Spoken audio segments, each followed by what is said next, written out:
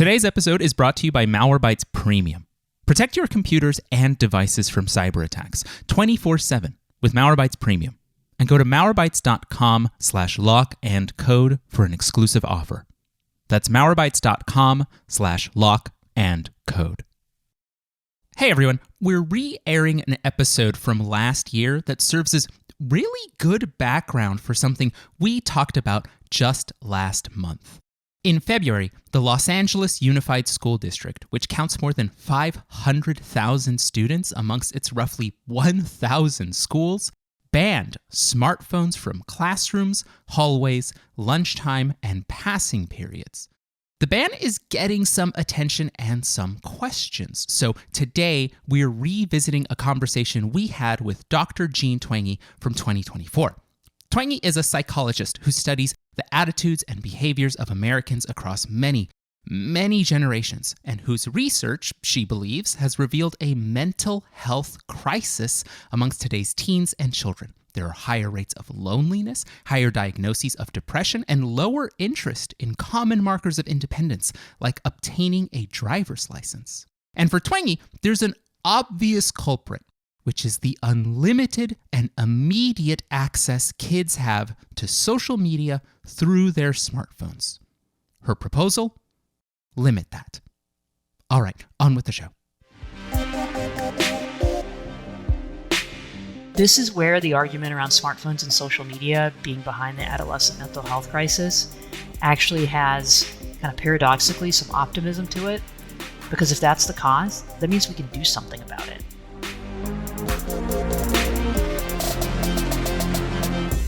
This is Lock and Code, a Malwarebytes podcast. I'm your host, David Reese.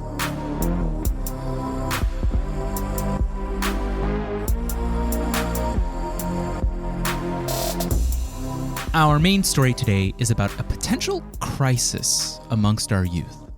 In the summer of 2022, while writing a still upcoming book about how smartphones and social media have allegedly, quote, rewired many societies, end quote, in alarming and harmful ways, the social psychologist and author, Jonathan Haidt, realized that he had a problem. His planned first chapter about the impact of smartphones and social media on children and teens specifically couldn't be just one chapter. It would need to be an entire book of its own. According to the American College Health Association, the percentage of undergraduates in the US, so mainly young adults in college, who were diagnosed with anxiety increased 134% since 2010. In the same time period, for the same group, there was an increase in diagnoses of depression by 106%, ADHD by 72%, bipolar by 57%, and anorexia by 100%. According to another study, the U.S. National Survey on Drug Use and Health, the prevalence of anxiety, again in America, increased for every age group except those over 50, again since 2010. So that means that people who are aged between 35 and 49 experienced a 52% increase. Those aged between 26 and 34 experienced a 103% increase. And for even younger fellows between 18 and 25, they experienced a 139% increase. As Haidt wrote after presenting a snippet of that data on his own website, quote, "What happened to young people in the early 2010s, end quote. And while it's disingenuous to ever distill an entire work into just a few words, the answer to Haidt's question, which is the thesis of his latest book, is clear. What happened to young people in the early 2010s was the prevalence of smartphones and social media. Haidt's book, The Anxious Generation, How the Great Rewiring of Childhood is Causing an Epidemic of Mental Illness, posits that today's children are increasingly subject to a phone-based childhood and increasingly deprived of a play-based childhood. That, Haidt argues, is where much of the blame can be laid for increased rates of anxiety, depression, suicidality, and more. And rather than just naming the problem, Haidt also proposes 5 solutions to turn things around. 1, give children far more time playing with other children. 2, look for more ways to embed children in stable, real-world communities. 3, don't give a smartphone as the first phone. 4, don't give a smartphone until high school. And 5, delay the opening of accounts on nearly all social media platforms until the beginning of high school at least. I want to step back and quickly say that even to me, these proposals feel right. I have personally felt better when I've taken social media sabbaticals, and I have personally felt worse when I've stayed awake too long scrolling through my phone. Yes. But there are 2 important caveats here, and one is that I don't have kids, and I don't have a background in social psychology, so how the hell am I qualified to endorse Haidt's proposals as correct or effective? And 2, and perhaps more substantively, is that some qualified people do not agree with Haidt. Writing for the outlet Platformer, reporter Zoe Schiffer spoke with multiple behavioral psychologists who allege that Haidt's book cherry-picks survey data. It ignores mental health crises that are also happening amongst adults, and it oversimplifies a complex problem with a blunt solution. Which is why we're going to try and get some clarity on this issue with someone else who is deeply versed in generational research and our collective use of technology. Today, to help us understand the mental health crisis affecting today's youth, the data on how smartphones and social media perhaps contribute to that crisis, and whether putting heavier restrictions on smartphones could truly help, we're speaking with Dr. Jean Twenge, professor of psychology at San Diego State University and author of several books, including Generations, which lays bare the real differences between baby boomers, Gen Xers, millennials, and Gen Z, and iGen, an early look into Gen Z's attitudes and behaviors. Jean, welcome to the show. Thanks very much. We are thrilled to have you on today's show. I feel like there are a million things to get into, so we just kind of have to race right into them, right? And so after that very long intro, I want to start again with Haidt's book, right? The Anxious Generation, How the Great Rewiring of Childhood is Causing an Epidemic of Mental Illness. And before we get into all like the phone restrictions, the social media restrictions, like the proposals, right? The tech proposals, I actually just kind of want to start with the title there, that claim of a mental health epidemic. You've studied generations for decades. From your research, is there a mental illness epidemic? And if so, like, what is it? What does that mean? Yeah, there absolutely is. So my expertise is in looking at big national surveys. That's what I work with most of the time. A lot of those are on teenagers. And my history with this goes back quite a while because as I was working on iGen, which came out in 2017, I was really taking a deep dive into what teens say about themselves, about how they spend their time, about what's important to them, about how they're feeling. And in the data coming out, for 2012 or so, there started to be an increase in teens saying they felt left out, saying they felt lonely, saying they felt like they couldn't do anything right, that their life wasn't useful. Those last 2 are classic symptoms of depression.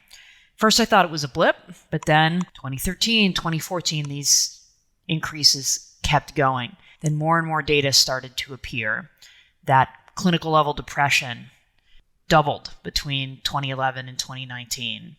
All the statistics that you mentioned and more, including behaviors, things like self-harm. Emergency room admissions for self-harm behaviors have doubled among 15 to 19-year-old girls and have more than quadrupled among 10 to 14-year-old girls. So it's across the board. It's not just diagnoses. It's also self-reports on surveys of people. That's a cross-section where they may have sought help, they may not have sought help. That's the prevalence in the whole population. So we know it's not overdiagnosis. We know it's not just people being more willing to admit to problems because we also see these changes in behaviors.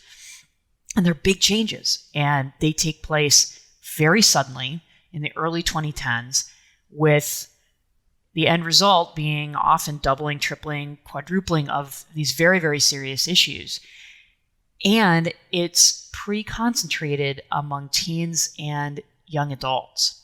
So yeah, there is also an uptick in depression among 26 to 34-year-olds who are now, especially those in their early 30s, that's going to be millennials.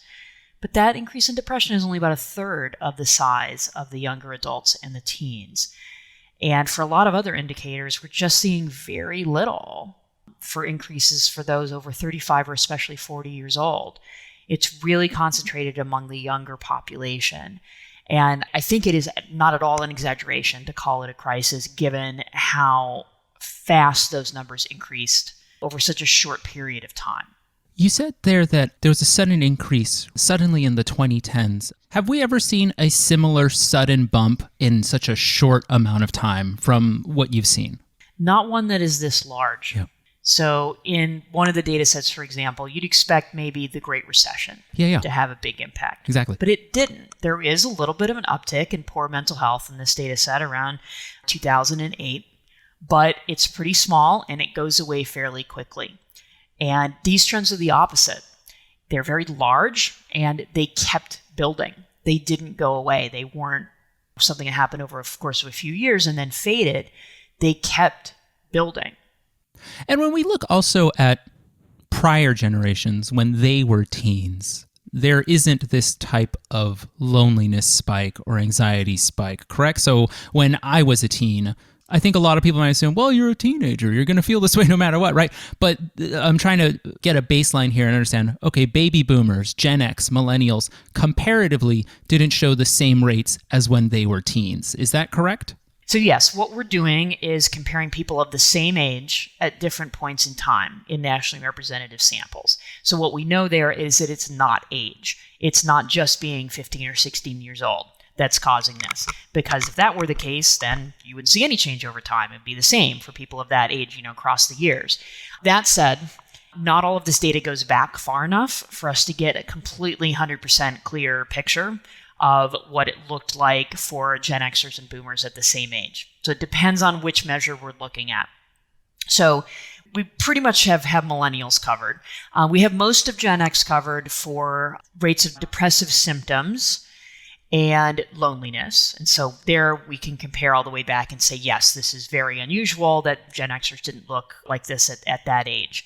For, say, clinical level depression, major depression, we don't have the data going back that far using the same measure and the same sampling. So we have to try to rely on other things. What you do see is that millennials, as teens, pretty happy. They're not showing high levels of loneliness compared to Gen Z. For Gen X, we don't see the loneliness. We don't see the depressive symptoms. We do see more unhappiness among Gen X at the same age compared, say, at 18 or 17 compared to millennials. There was also a very high suicide rate for Gen X teens in the late 80s and early 90s. So that's one piece that many people have pointed to as saying, well, that's why I'm not so sure this thing with Gen Z is unusual. Well, there's a couple of points that are important to keep in mind here. So one is those Gen Z rates in 2018 actually did exceed those Gen X rates earlier from the 80s and 90s. So yes, it did reach that rate, which is unfortunate. The other piece is, of course, when you think about cultural change, there's many, many different causes. And we have to keep in mind what the environment was like, particularly in the early 90s. That was a time when violent crime rates were at all-time highs that have not been equaled since. And there was a huge availability of cheap guns. So in Generations, my most recent book, I dug into this in the Gen X chapter to try to see what this really looked like. And it turns out that the suicide rate for teens who were Gen Xers at the time did not spike if you look at suicides that did not involve guns. So suicides without firearms, it's pretty flat. It's those that involved guns, and it mimics the homicide rate at the same time. So it was just that period of time in the early 90s when violent crime was very, very high, and there was a lot of cheap guns around. Homicide and suicide were both very high for Gen X teens and young adults. I always tell people, if you want to see like a little bit of a window on that time, watch the first season of the TV show ER. And you get a view of that, the grittiness of that, all the horrible stuff happening at that time. Because what's remarkable about the trend for Gen Z is that was happening at a time when a lot of those indicators for teens were much better. Violent crime was a lot lower. Teenage pregnancy was a lot lower. Families were more stable during the 2010s than they were in the late 80s, early 90s. So there's all these things that happened during that Gen X time, which push in that direction, plus the availability of firearms. And none of those things are present for Gen Z. Like, they should be happier. They should be better adjusted. The suicide rate should be lower given all these other indicators. I feel like this next question, it's a one-word question. I feel like it's something that you work on, that everyone works on who studies this, and you've been racking your brains about this. But like you said, the indicators aren't there in the same way that they were for Gen X, that you see a sudden spike in 2012. All this is to say, why? Like, what is it? We're getting to the heart of it, right? Like, what is happening? That was the question I had when I first started to see these trends show up. There's often an 18-month delay. So, that data coming out in 2012, 2013, it's like 2015, 2016 when I'm starting to see these upticks. And I had no idea. It was a complete mystery because it did not line up with the Great Recession.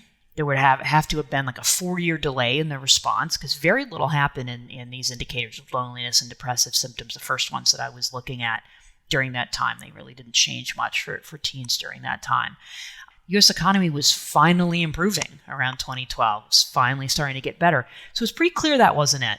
And then trying to think of any event that happened that then kept going. I couldn't think of anything. So I puzzled over this for a really, really long time over that time period, 2015, 2016.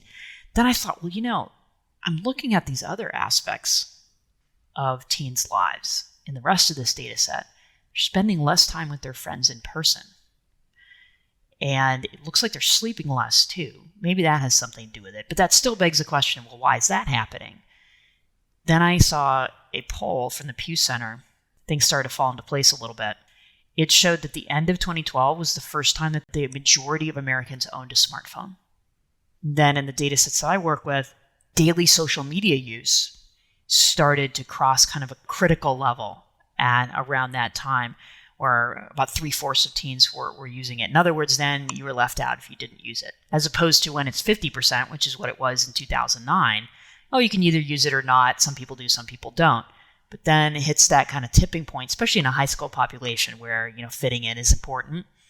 Then turns out that's also around the same time that phones got front-facing cameras, that Facebook bought Instagram, that algorithms on social media started to become more sophisticated.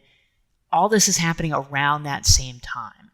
And then those after effects of teens are spending less time with each other in person. They're spending less time sleeping. Those are things that technology also interferes with. And I realized this makes sense because not only are these things happening at the same time, that's only step one. It's that it completely changed the way teens spent their time outside of school. It's unrecognizable for Gen Xers with their Gen Z kids. Their teenage years are completely different because of those factors. They're not going out with their friends and hanging out with their friends. Instead, they're in their bedrooms alone scrolling through Instagram.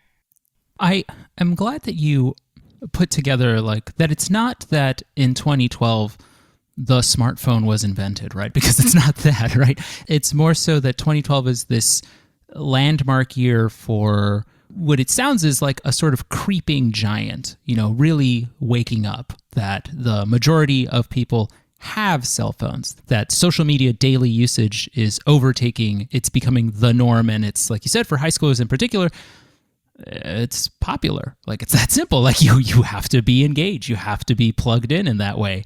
And that even simple thing, I had forgotten that, Facebook bought Instagram in 2012. I remember that. And manipulations with an algorithm really start to get supercharged. All that is to say, oh, that makes so much sense. I had also had sort of the same questions myself, well, the iPhone is older than that, but it's sort of a mass adoption. I wanted to ask, because these are things that feel like, yeah, those fit into place. This all starts to fit into place. The puzzle starts becoming clear. Do we have data that traces these rates of depression and suicidality and self-harm, like all of these issues that are happening with young people in particular? Do we have data that traces it directly to phones? Is there something like that that exists? Or is it just that these two things are happening concurrently and so it's the most obvious bridge? Well, I mean, I think if you're looking at that group level data, I mean, the gold standard would be to do a random assignment experiment, but you can't randomly assign people to be born at different times. You can't do that. It's not possible. Even if you had a time machine, it probably wouldn't be ethical. Like, it's just... There's bigger problems. It's not in the cards. That's important because it's not just what's happening to individuals. It's the whole social norm shifting. Take a teen who says, I'm going to live like it's 1988. Who are they going to go out with when the social norm has shifted for that's not the norm anymore? So you have to think of this at the group level and not just the individual one. That's just the reality of looking at these group level and generational level effects. Now at the individual level, sure, you can do that. And there's several researchers who have done that, randomly assigning people to either continue their normal social media use or to cut back or give up social media for a period of time. And especially those who follow people for 2 weeks or more, they tend to find that the people who cut back or give up on social media are happier and less depressed at the end of that time. I've done it. It feels correct.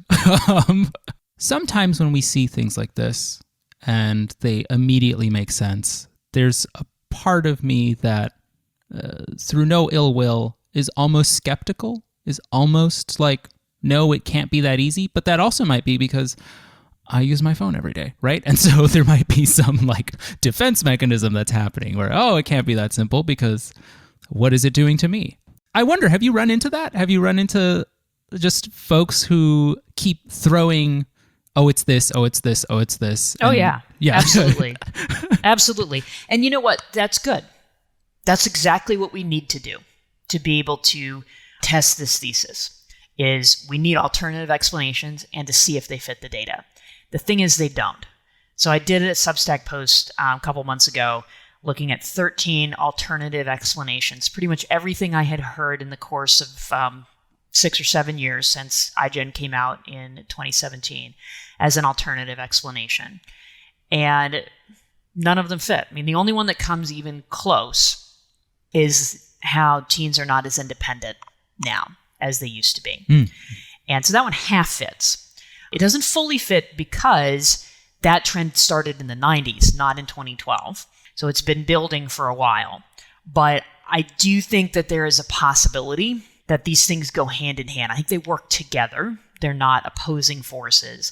That, well, why are teens less likely now to get their driver's license and drink alcohol? Well, that's partially because of something called the slow life strategy. So this is one of the main topics in generations, that people take longer to grow up and to grow old. And it's not all bad or good. It just is. It's what happens when we live longer and when education takes longer. And that's what happens in a more technologically advanced society. You know, the idea of you're a true full-fledged adult at age 18. It's just not that way anymore because of economic pressures as well as just needing more education and needing more guidance. But it's also the same reason that 50 is the new 40 and 60 is the new 50, yeah. that we have longer lives. But there are definitely trade-offs for teens, that there's some great things. You know, most parents and public health experts are pretty thrilled that not as many teens are having sex and drinking alcohol. But then you look at kids and realize, well, they're also not going out, they're not dating, they're not working at jobs, they're not getting their driver's license. Then what happens when they go off to college or the workplace and they have to make decisions for themselves? So that's where some of the challenges come in. And that also may be a piece, I don't think it's the piece, but maybe part of some of the mental health crisis is, especially once you hit young adulthood, whoa, what do I do now? Because I haven't been out of the house without my parents all that much. I've never had a driver's license or a job, and now I'm in these situations, maybe even being away from home for the first time, and I've got to try to figure this out. And so some of what goes on, especially maybe with college undergraduates, might be partially due to that lack of independence during the teen years. And that's also a really important piece because we have to realize if we're going to make some of these changes around smartphones and social media, what are we going to replace it with? We have to replace it with something. We can't say just sit and stare at the wall. How about going out with your friends, getting the driver's license, maybe getting a job or doing some volunteer work? Getting out there in the real world, having some of those experiences might be beneficial. I have asked kind of around this question, but I wanted to drill down into it because I know you've especially done, like you said, comparative analyses. And so I want to say that you and Haidt both agree that smartphones have significantly impacted, right, our youngest generations. I wanted to just understand, like, what are, to you, the most alarming differences you've found between Gen Z and prior generations? And how do those differences, can they be traced to the use of smartphones? So I think the mental health crisis and some of its downstream effects are the most alarming. We've been discussing those rates of clinical depression, of anxiety, of self-harm, of suicide being so high. It is a crisis. Young people are suffering. We have to pay attention to that. And related to that, try to figure out what's causing it. And, this is where the argument around smartphones and social media being behind the adolescent mental health crisis actually has kind of paradoxically some optimism to it. Because if that's the cause, that means we can do something about it. Most causes of depression are pretty hard to change. You can't change your genetics. You can't change traumatic experiences in the past. It's in the past. You can learn how to cope with it, but you can't change it. It'd be really difficult to solve poverty and discrimination overnight. But there's some pretty common sense changes that we can make, both as individuals and as a society, to try to not give up technology, but just use it in a more balanced way and to protect our kids from being exposed to these things too early. That is where I have some optimism. Where I do, some of the pieces that I do think are the most alarming is that mental health crisis, but then also, what does that mean for democracy? Because when you're depressed, it's not just about emotions. It's also about cognition and thinking. So if you're seeing the world through this lens, you're going to be more pessimistic. You're going to be less trusting. You're going to have less faith in the institutions around you. That's exactly what has happened.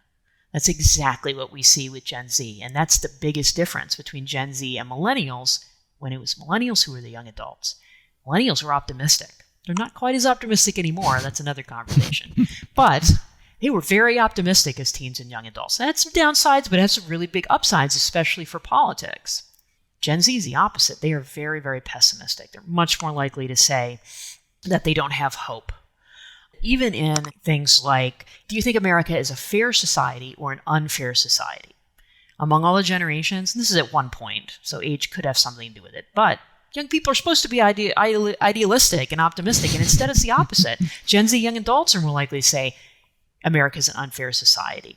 They're more likely to say that major changes are needed to American government compared to previous generations. So that optimism to pessimism shift, I think, is going to have really big downstream impacts on politics and on the culture. I think we're seeing it already. And it may not be all bad. I mean, if you have pessimism and you think things need to be changed, that can be great.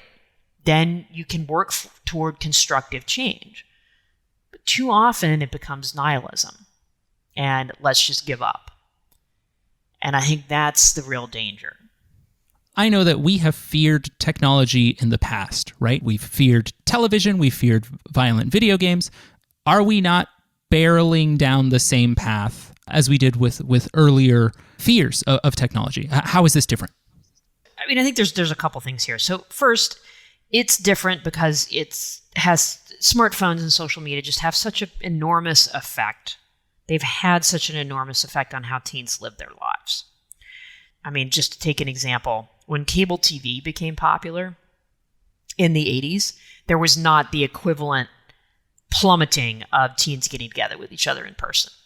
Maybe went down by a little bit, but really, compared to what we saw after 2012, nothing. This is a device that, first, social media has algorithms. TV and streaming try to keep you watching, but they're not like TikTok where they are showing you exactly what you want to see every minute. It's just not as sophisticated. Smartphones can be brought into social situations as well in a way that TV really can't, or at least couldn't before smartphones. Social media is social. It's about how we relate to each other, not just about something we're passively watching, like TV. This is all the reasons why it's different. However, I always like to push back a little bit on this argument of, people said TV was going to have this bad effect on society and nothing happened. Well, yeah, actually it did. Right? So, I mean, everybody can think of many examples of the effect that television had on society, some of them good, some of them bad. But just to offer one, Robert Putnam's book, Bowling Alone, which came out in 2000, which is about the collapse of institutions and community groups, it's something like 800 pages long. And at the end of that, the explanation that he hits on is probably the most correct for why this happened is television. Is it just that everyone stayed home? Like, is it just that we became... Yeah. Okay, there it is. Yeah. I mean, not to put too fine a point on it, but yes, that's one of the reasons why there weren't as many bowling leagues, which is one of his examples. Or, I mean, think about the things that people used to do in their evenings or weekends back in the day. The Elks Club, the Kiwanis Club, things like that people would get together. And that's one of the things that Putnam traces in his book. And that's just not as attractive when you could stay home and watch television. Right. Yeah, the death of like the third space, right? Like the place that was neither home nor work. But I love this comparison you made between, the algorithms powering something like TikTok and the algorithms powering something like streaming television, right? Like Netflix or something like right? that. Like, I think everyone can understand immediately, like, oh, well, Netflix is doing some stuff to keep me watching, right? But the comparison, I think a really good comparison is, seeing how, I'd say intelligent, dare I say, intelligent and trained something like TikTok's algorithm is against something like HBO Max, which doesn't know what I watch when I watch it. I can watch an episode of a TV show, and the next time I log in, there's no recommendation of like, would you like to keep watching this show, which you have shown interest in?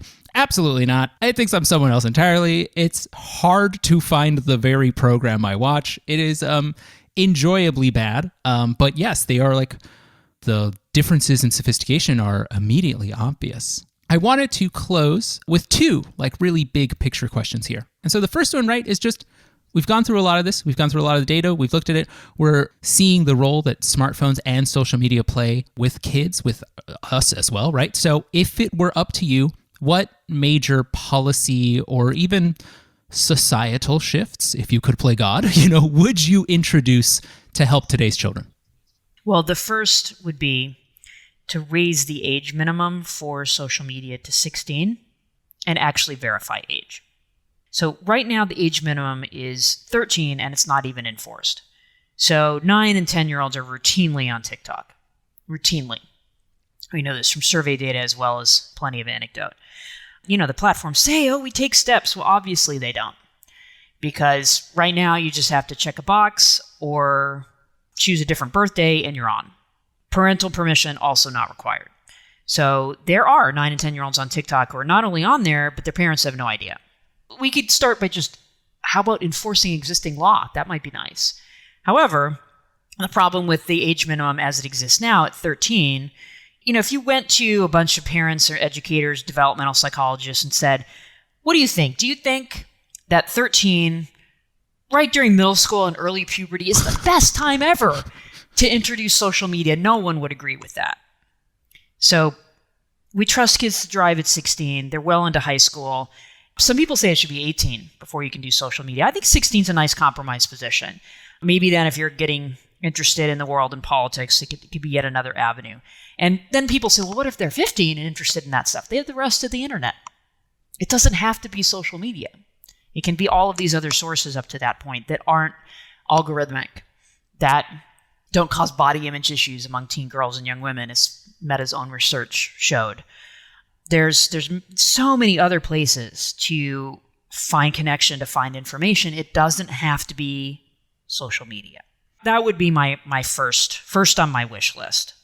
What's next on your wish list? I feel like this could power an hour of conversation, but I am curious. Like, are there more? Oh, yes. Yeah. Of course. So my next one would be no phones during the school day, bell to bell. That would mean teachers wouldn't have to be the phone police during class. Students would be more focused, less distraction. And they would talk to each other during lunch, during passing period. Because a lot of high schools that allow access to phones, lunchrooms are eerily silent. The kids are on their phones, even though they're sitting right next to each other. And so that social interaction, good for mental health, also good for developing social skills. Because that's what I hear from managers when I give talks on generations in the workplace.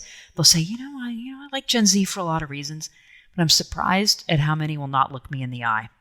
And they don't have the social skills that we need them to have. And this was a concern before the pandemic. And then the teens and kids who were isolated during that time, it just brought it even next level. So this is what they need. They need to be talking to each other face to face. And with access to the phones, that's not happening.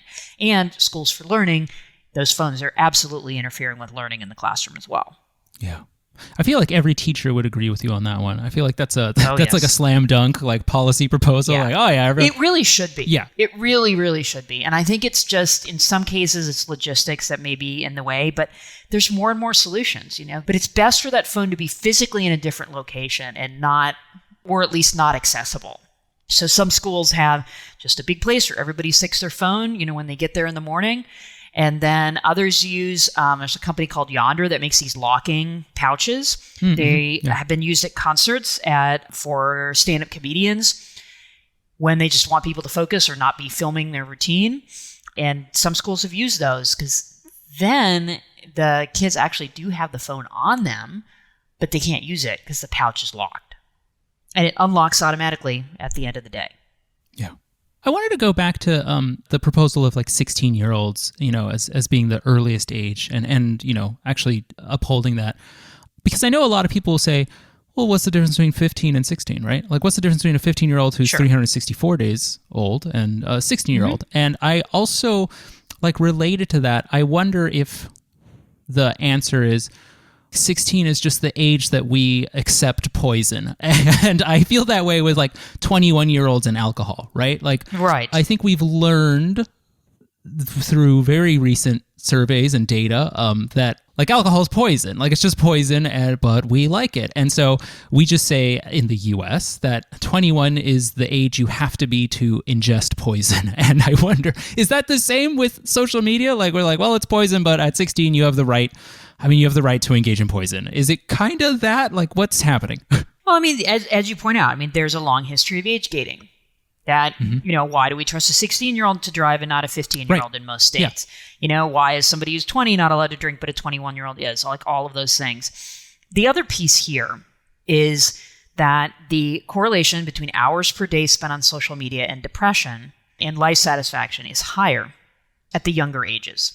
So that's why the age gating piece makes sense here. But it's very similar to the thinking about driving and alcohol. Yeah. I feel like you've got more policy proposals in you. And two of them have very much mirrored, what Haidt says in his book. Let's keep going. What else helps kids? Some of it is stuff that you can do as an individual. So when I give talks on this, the thing I always say, if you want to take just one thing home from the talk, it should be this one. No phones in the bedroom overnight. And that's not just for teens, that's for everybody, if you can possibly do that. Because we know from tons of research, sleep labs, correlational, longitudinal, experimental, you name it, people do not sleep as well or as long when the phone is on that bedside table, which is where almost everybody keeps it. So put it in a different physical location, like on a charger in the kitchen or downstairs or just somewhere away from the bedrooms after lights off. And what people often say next is, but I have to have my phone in my bedroom because it's my alarm clock. And I say, I have some advice for you. Buy an alarm clock. Put your phone away and get a good night's sleep. So there are some old school solutions to what seems like a new problem, but really isn't. It's funny, when you said that, I was immediately going through that in my mind. I was like, well, then how am I going to... And there was that very dumb light bulb moment of hey, man... You've had an alarm clock before. You've owned one. That's right. You know what they are. That's right. Exactly. And look, I mean, if you're afraid of being in that Seinfeld episode where they're like, oh, it's the AM, PM, or the power's going to go out or whatever, get 2 alarm clocks, one of which is battery powered. I actually have a battery powered one that I travel with. And one of my kids is in a bunk bed. And so having something plugged in isn't practical. So she has one too. You brought up something really good here, which is things that individuals can do, and that's kind of actually what I wanted to close on. The second question, which is right, if the changes that we were talking about don't happen, the 16-year-old age, the no phones in schools from bell to bell, if those changes do not happen, what advice do you have for parents, right, who are navigating today's world, especially after hearing all of this potentially scary information? I have 3 adolescent children myself. They're 12, 14, and 17. Mm-hmm. So this is my everyday life, not just my research life, as it turns out. So, the first thing that I always want to say to parents is you're not alone in this. We're all struggling. And it's hard. Parents have been put in an almost impossible position because you don't need parental permission to open social media. Age isn't verified. Kids have school laptops. You can't put parental controls on that have access to YouTube. This is the bane of my existence. And there's just, it's everywhere, right? And so it's tempting, and I've heard people argue this, just give up. Say, you know what, it's everywhere, we can't do anything. And I strongly disagree with that because I think there are some things that you can use to at least stem the tide. And no, you're not going to protect your kids from absolutely everything, but it doesn't mean you should give up. Would you give up if you're like, my kid isn't going to go to bed on time every night, so I'm just going to forget about it entirely? Of course you wouldn't do that. And I see this as similar, that you have to do what you can and do as much as you can, which has to be within reason, because it can't be, I'm going to hover over my kid every second when they're doing their homework to make sure they're doing their homework instead of they're on YouTube. This is why we're in a tough position. But you do have to have the conversation with kids about why this is important. But even adolescents respond to clear rules. So that clear rule of no phones in the bedroom is a great one. The other thing that really helps is to not get your kid a smartphone until as late as you can possibly put it off. So John Haidt in his book says until high school to get the internet-enabled smartphone. I would go even further. The rule in my house is you get your first internet-enabled smartphone when you get your driver's license. Oh, so that means a reward. You're at least 16. It's practical because, in my personal opinion, what is the best app on the smartphone? It's Maps. And very helpful when you first have your driver's license, right? Yeah. So there's that piece of it. At that point, it seems more necessary. And it's tying it to independence in a way that I like as well. But it also just puts it off until you're more ready to handle these things. Because the problem with social media being so accessible is the reason a lot of parents don't know their kids have it is because it's on their phone. It's not even on their laptop or on a computer where they can more easily see it. It's so much easier to hide the phone or to only do social media when your parents aren't around or whatever. Or most teens, when they're on social media, a lot of them don't even know you can do it on a laptop. It's almost all on the phone. So thus, there are practical things here. Some kids are going to need a phone for one reason or another, whether that's, in our case, the bus stop being a mile away, or them having, a bunch of activities and they may need to get in touch with you. But I think that the temptation is to just hand them your old iPhone. And that's easy, I get it, but that's not the best choice, especially if they're really young, like they're 9 or 10. You don't really want to be doing that, especially if it doesn't have any parental controls on it. Then you're basically handing them complete free access to everything on the internet and social media. And we all know what you can run into in there. Plus, then it's the temptation to spend more and more and more time on that phone. So you can get your kids a flip phone. The other thing that we found has worked really well with our younger 2 kids are phones that are designed for kids. And a lot of parents don't even know these exist. But here's a couple of examples. Gab, TrueMe, Pinwheel. Just full disclosure, I'm on an advisory board for TrueMe. And these are phones where you can call and text, sometimes take pictures, sometimes do a few other apps, but no internet access, no ability to download social media. That's nice too, because let's say you put parental controls on the old iPhone that you gave them. Some teens, they're smart, very enterprising. They will find workarounds. Yeah, 100%. Because I've heard about that plenty. These kids' phones, you can't do that. It's just not possible on those phones. Yeah. I enjoy all of this. I enjoy all of these suggestions. They feel so real. They feel so tangible. They feel so within reach, right? And those are those are the things that matter. And I just very, very briefly want to say, like you said, Maps is such a useful app. I remember when I got my first smartphone, right? Somewhere like maybe 2009, 2010, and it had Maps on it. And then like it just wasn't working. And so I had to go back to printing directions on Google Maps. Oh my God, MapQuest. Like on MapQuest. And I remember I'm old enough to remember MapQuest. Right? MapQuest would sometimes tell you to take a left turn off the highway. And you're like, I don't think that's right. And I remember I picked up my friend and he saw like these folded instructions and he was like, you are in a bad one right now, man. All I have to say, it is very useful. You don't want just pieces of paper in your car. Exactly. Gene, thank you again so much for coming on today's show, for explaining all of this data, and for giving folks at home useful things to start working on immediately should they want to. So again, Gene, thank you for coming on today's show. You're very welcome. Thanks for having me. To our listeners, we'll talk to you again in 2 weeks. Until then, stay tuned and stay safe. And remember, you can read all our cybersecurity coverage on Malwarebytes Labs at malwarebytes.com/blog. Finally, our intro music is by Kevin MacLeod from incompetech.com, and our outro music is by Woa from unminus.com. Today's show has been edited by our podcast consultant, Eric Johnson, at lightningpod.fm. Thank you, folks.